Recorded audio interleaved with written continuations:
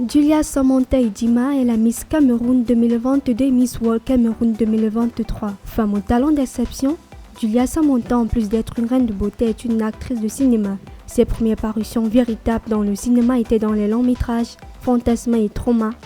Mais c'est surtout son jeu d'acteur dans la série Madame Monsieur du producteur camerounais Ebenezer Kepombia qui la marque un véritable tournant dans sa carrière d'actrice. Philanthrope engagée dans les activités caritatives, Julia Samantha lance en 2022 sa fondation Jusafo qui a pour objectif d'apporter un soutien et un appui aux personnes qui souffrent d'affections psychiatriques. Diplômée en communication, spécialité communication des organisations, Julia Samantha préconise la confiance en soi pour atteindre des objectifs.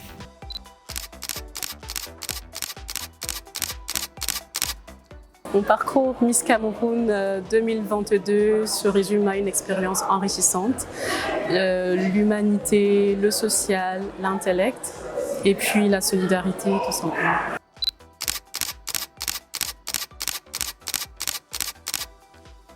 Il est important pour chaque femme de prendre conscience qu'elle peut être un moteur de développement et d'émancipation pour la société. La femme, c'est un être qui a la capacité à faire plusieurs choses en même temps. Il est toujours important qu'une femme apprenne à développer son potentiel, sa confiance en soi.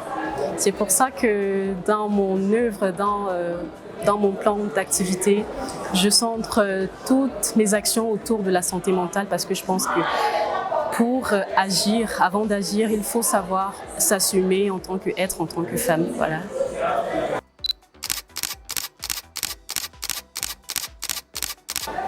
Alors en Afrique, il est déjà très important de dépasser les stéréotypes féministes autour desquels la femme n'a pas la capacité à entreprendre, à être une mèneuse.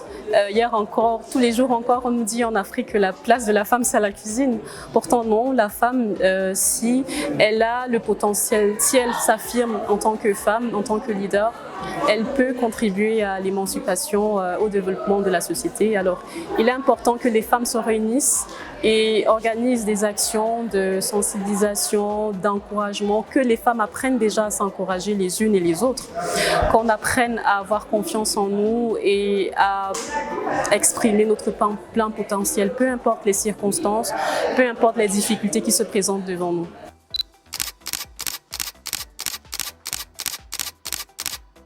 Alors je pense que la première difficulté de la femme, c'est déjà le manque de confiance. Parce que avant d'accuser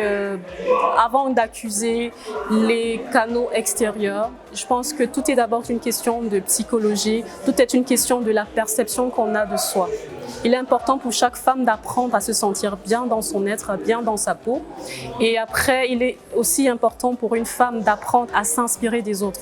Parce que dans notre société, aujourd'hui, on a plus en plus tendance aussi à avoir des femmes qui sont tout le temps en compétition. La compétition, c'est bien, mais contre qui? Même dans cette compétition, on peut s'encourager. Alors, il est important pour chaque femme d'apprendre à se soutenir, à s'inspirer des autres également. Alors, j'ai la chance autour de moi de connaître des femmes qui ont prouvé qu'elles peuvent entreprendre. Et j'essaye tous les jours d'avoir des figures qui m'inspirent, des figures qui me motivent. Et à partir d'elles, j'ai moi-même la force et je découvre un potentiel. Aujourd'hui, je suis non seulement reine de beauté, que ce soit en tant que reine de beauté et en tant que grande sœur à la maison, en tant qu'entrepreneur. J'arrive à concilier toutes ces casquettes parce que j'ai développé une confiance en moi et j'ai développé la volonté d'apprendre. Il est important de développer l'humilité, d'apprendre des autres. Donc aujourd'hui, mon environnement compte beaucoup.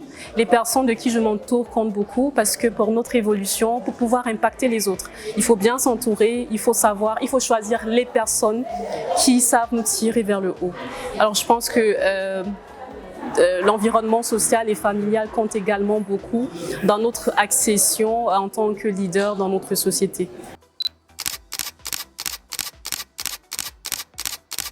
Alors, si vous voulez être une femme leader, la première des choses, comme je l'ai encore dit, je ne dirai jamais assez, c'est d'apprendre à avoir confiance en vous. La confiance en soi se travaille.